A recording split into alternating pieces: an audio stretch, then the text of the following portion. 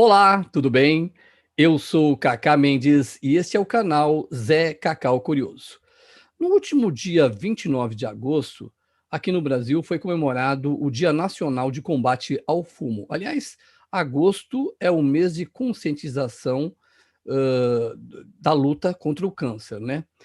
E cerca de 80% dos casos diagnosticados com câncer de pulmão estão associados ao consumo do cigarro.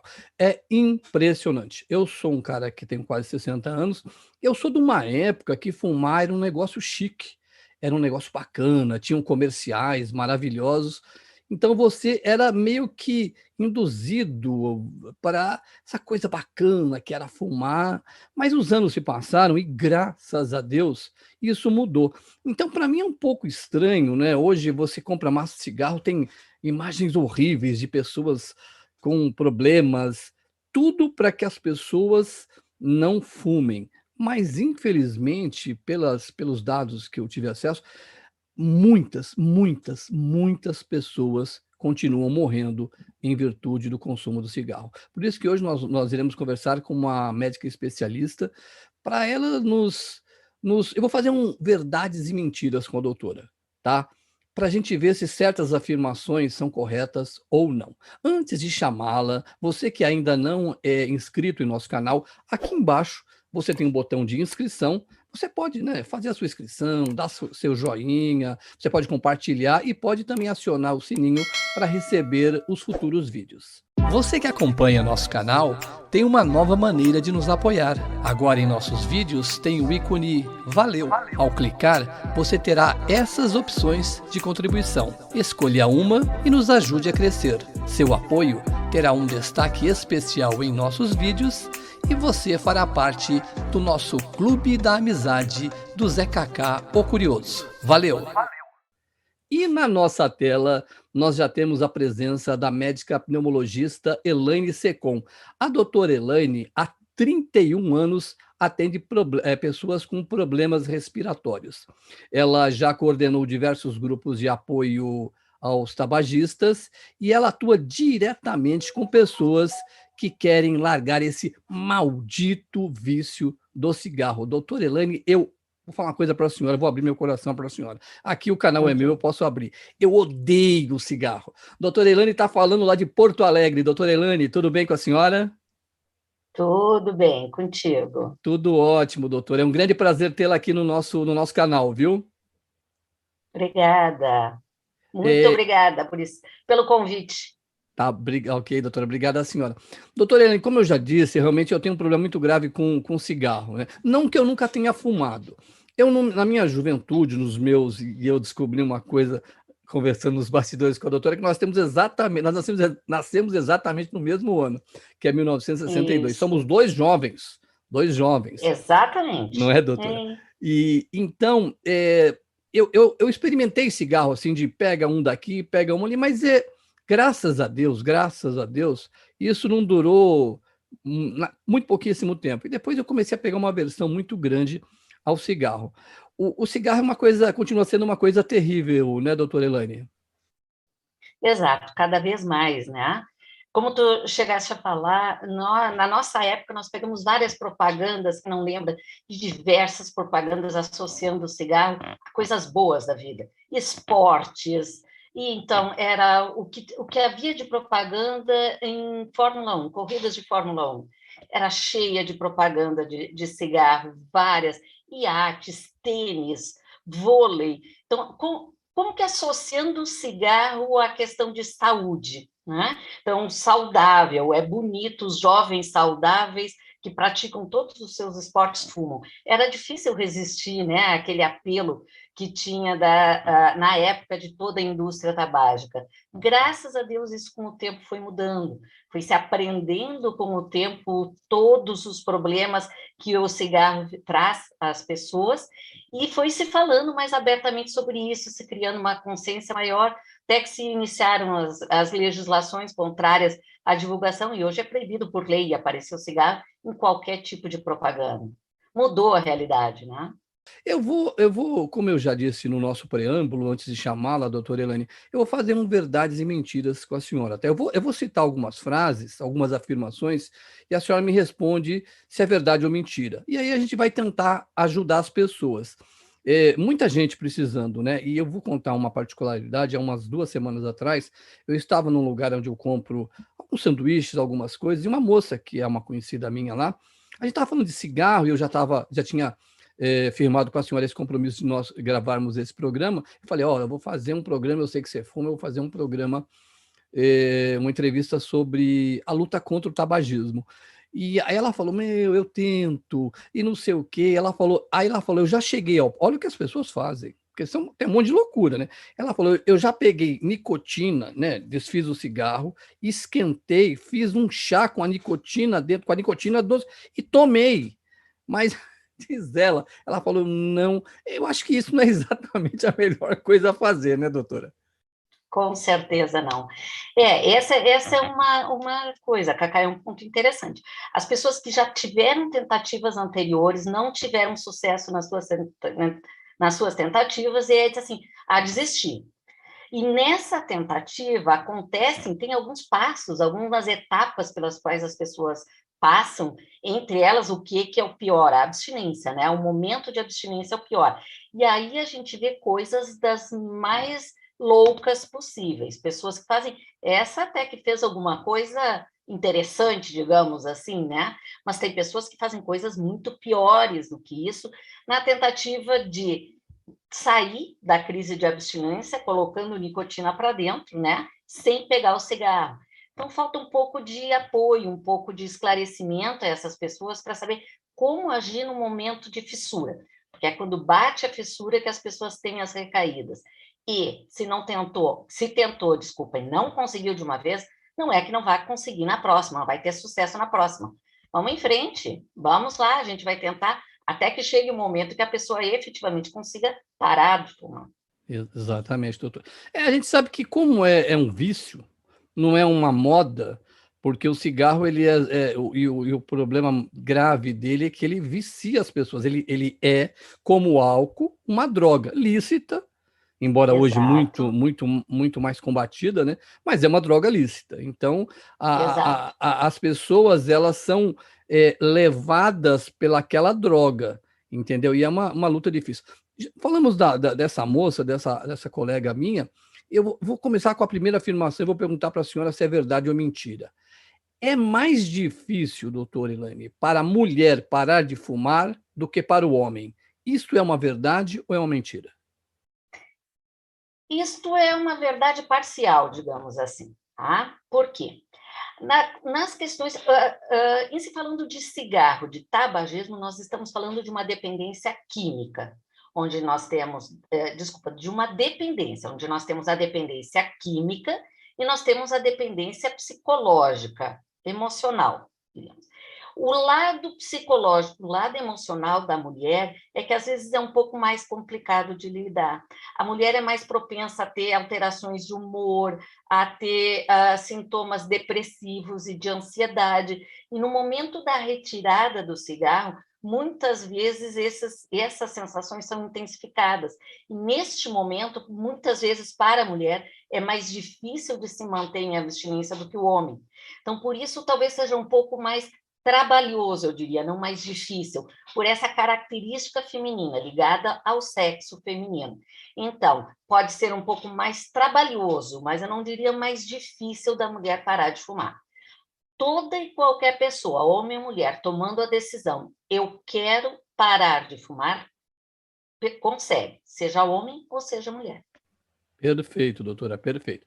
Agora, a nossa segunda afirmação. A senhora me perdoe se eu falar alguma Uhum. palavra chula aqui, mas eu vou no popular, porque aqui é o canal do povo. Aqui, doutora Ok. Elaine, aqui é o canal do povo.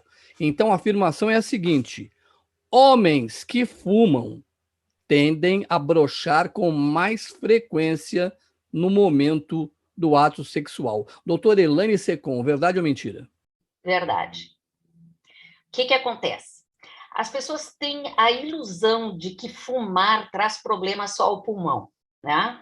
Então, toda aquela fumaça, desde que a pessoa coloca o cigarro na boca e traga, puxa, fica aquela ponta do cigarro vermelha porque entrou aquela fumaça carregando mais de 4.700 substâncias tóxicas, ela passa pela boca, desce pela traqueia, chega ao pulmão, aos alvéolos, cruza os alvéolos e circula, estas mesmas substâncias circulam, são levadas pela circulação sanguínea para todo o nosso organismo. Por isso, as pessoas que fumam fazem mais infarto, fazem mais AVC, por lesões vasculares, arteriais causadas pelo cigarro. Entre elas está a questão da ereção masculina. Sim, ela fica comprometida em função dessas lesões vasculares provocadas pelo cigarro, pelas substâncias. Não vamos culpar exclusivamente a nicotina, mas por várias dessas milhares de substâncias que são absorvidas e vão lesando, causando obstruções arteriais, que levam a diversos problemas, entre elas essa dificuldade de ereção. É verdade. Doutora Elaine Secom, é assim, se o cabra ouve isso, ele tem que parar de fumar no dia seguinte. Porque seria bom. Não, é porque ele pode ser que daqui a pouco a coisa não ande direito pro lado dele. Você vai ver? E cigarro é horrível. Então o cara fuma, inspira fumaça. E na hora daquela situação que ele é o bonitão, lá... Não funciona. Terrível, hein, doutora? Terrível. Agora, uma terceira afirmação, doutora Elaine Secom. Não tenha medo quando fumam perto de você. Isso não lhe causará mal algum. Verdade ou mentira, doutora? Mentira. Essa questão do tabagismo passivo, que são as pessoas que estão próximas das pessoas que fumam, hoje já está muito claro que a pessoa que respira a fumaça exalada por aquele cigarrinho, não só a fumaça do fumante que aspirou e bota a fumaça para fora, mas o pior é aquela fumacinha que fica saindo do cigarro que está sob combustão espontânea. Por quê? Quando a gente bota o cigarro na boca e traga, aumenta a temperatura, tanto que a ponta do cigarro fica vermelha. Várias dessas substâncias, que além de passar por um processo de combustão uma temperatura muito mais elevada, passam por um filtro e entram no organismo da pessoa.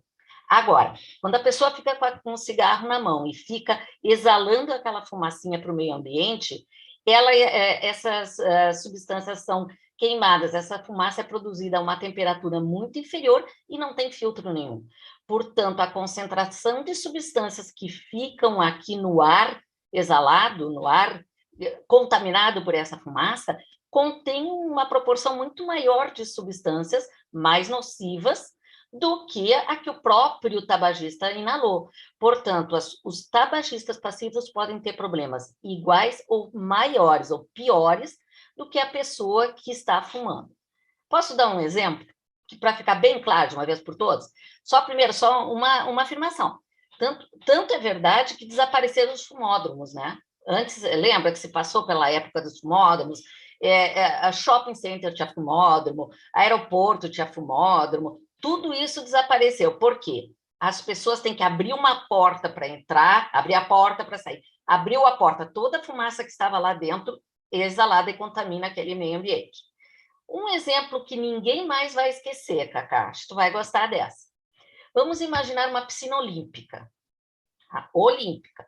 Vamos botar uma raia dividindo essa piscina. De um lado da piscina se coloca 10 a 15 pessoas, do outro 10 a 15 pessoas.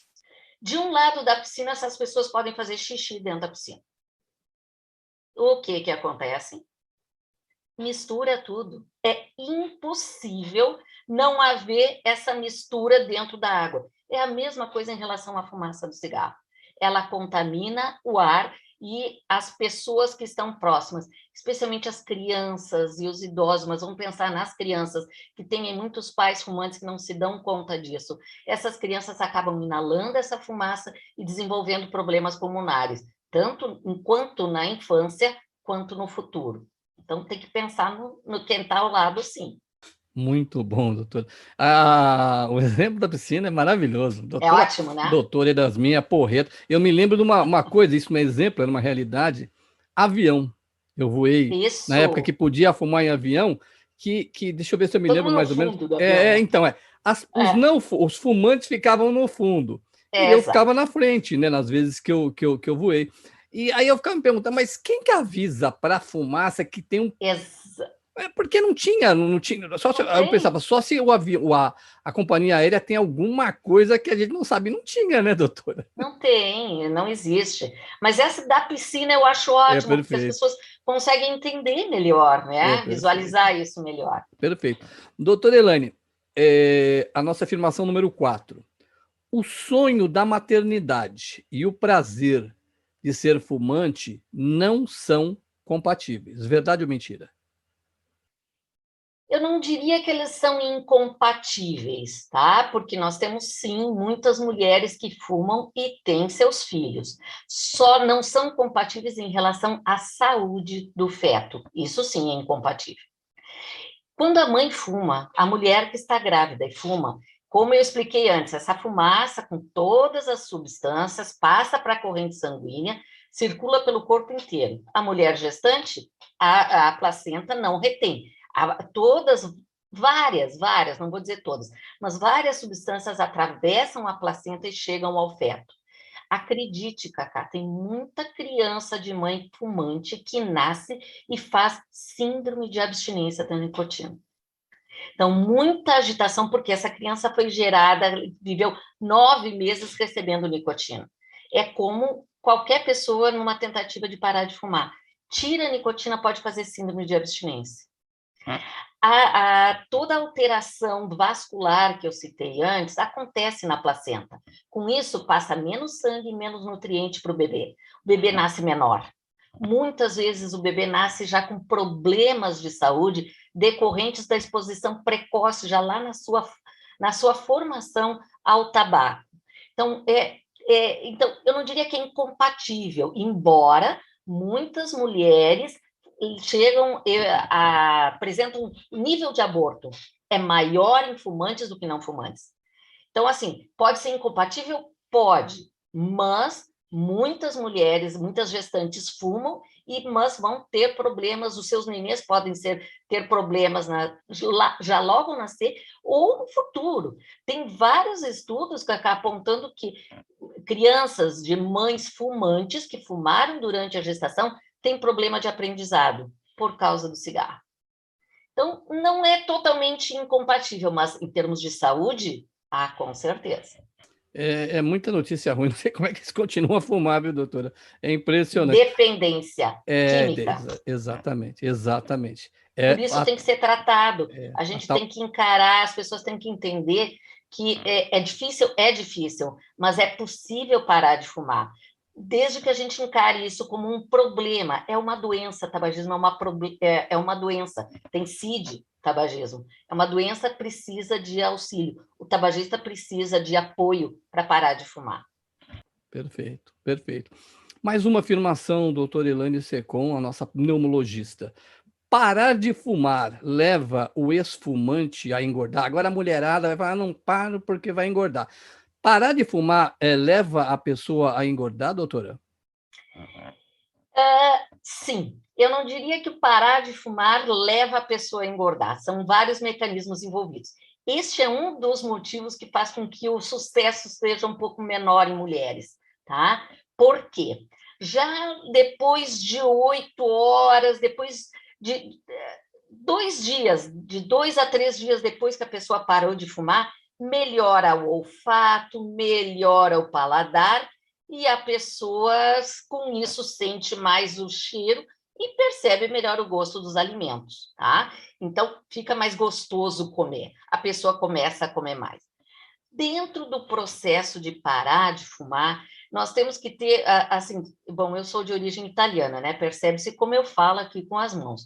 Mas então, o tabagista tem aquela coisa de hábito, né? Já criou de trabalhar levando o cigarro à boca. Então, o que substitui muitas vezes este movimento? Botar alguma coisa na boca.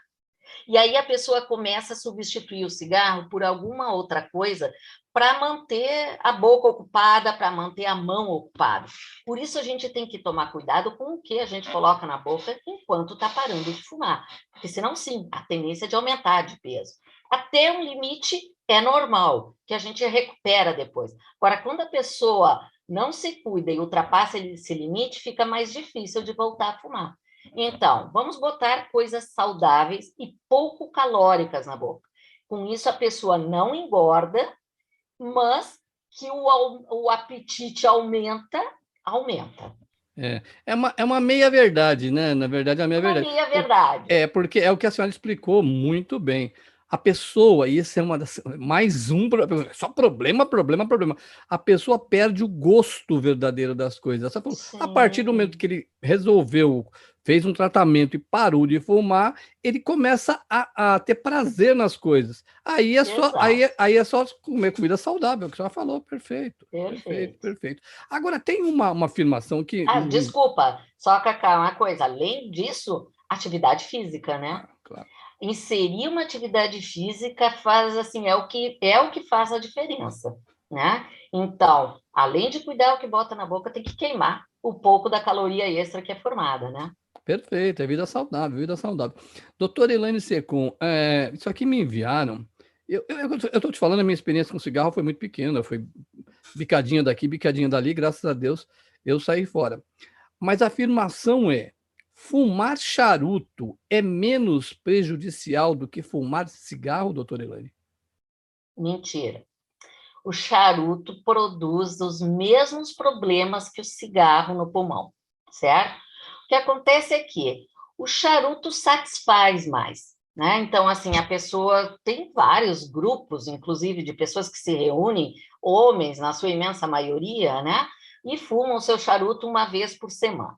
Vamos combinar que fumar o charuto uma vez por semana e fumar 20 cigarros ao dia dá uma diferença bem grande. Portanto, o que se percebe é um efeito menor do tabaco, ou mais demorado, eu diria, do tabaco, do charuto sobre o pulmão do que o cigarro. Mas o charuto pode provocar os mesmos problemas provocados pelo cigarro. Sim. E agora a nossa última afirmação é a seguinte, doutora Elaine Secom: a maior parte dos fumantes consegue parar de fumar sem ajuda médica. Verdade ou mentira, doutora? Eu diria que a maior parte precisa de uma ajuda médica, né? Eu não diria ajuda médica de um médico em si. Então, existem vários grupos de apoio ao tabagista e que são compostos por diferentes profissionais de saúde. Nós temos excelentes profissionais de todas as áreas da saúde no nosso SUS que estão aí preparados para poder realizar um trabalho de acompanhamento e aconselhamento às pessoas que querem parar de fumar. O ato da prescrição do medicamento, sim, é um ato médico. Então, o médico faz parte de uma equipe que presta toda essa assistência. O que é importante? A gente poder identificar as situações, primeiro o estágio em que a pessoa está. Essa pessoa já está decidida ou não a parar de fumar. Tem algumas pessoas que estão pensando, começando a pensar. Tem outras que estão pensando a sério e assim, quero parar de fumar. Essas precisam muitas vezes de um apoio para que possa definir uma data e ir adiante nesse processo. Nisso, esses grupos são excelentes, tá? Onde se discutem quais são as dificuldades que cada um está enfrentando no dia a dia. Primeiro, ao chegar a este ponto, né? Do dia D, o dia de parar de fumar. Segundo, chegou o dia D, o que eu faço para largar o cigarro e não entrar em síndrome de abstinência? Não sofrer com a síndrome de abstinência? Como vencer e não recair na abstinência? Não, eu recaí. Vamos lá, escorregou, levanta de novo. Vamos em frente, vamos fazer o que é necessário ser feito até que a gente consiga livrar do cigarro. Bom, este apoio todo tem coisas que são importantes no meio do caminho, levando em conta os dois ramos de dependência do cigarro. A dependência química, aí é que entra a importância do apoio medicamentoso. Existe uma série de medicamentos, e não só medicamentos, que podem ser feitos, não só medicamentos via oral, quer dizer, não só comprimido que a gente toma, mas existem adesivos de nicotina que podem ser usados, quando bem indicados, na dose correta. Por isso é individualizado. Não é porque o meu amigo que fumava 40 cigarros por dia usou um adesivo que fumo 10, vou usar o mesmo adesivo. Não, isso tem que ser orientação médica, porque se a gente usa uma dosagem maior para quem fuma menos, é como se essa pessoa aumentasse o cigarro, né, o fumo. Então, isso tem algumas peculiaridades que tem que ser vista pelo médico, né?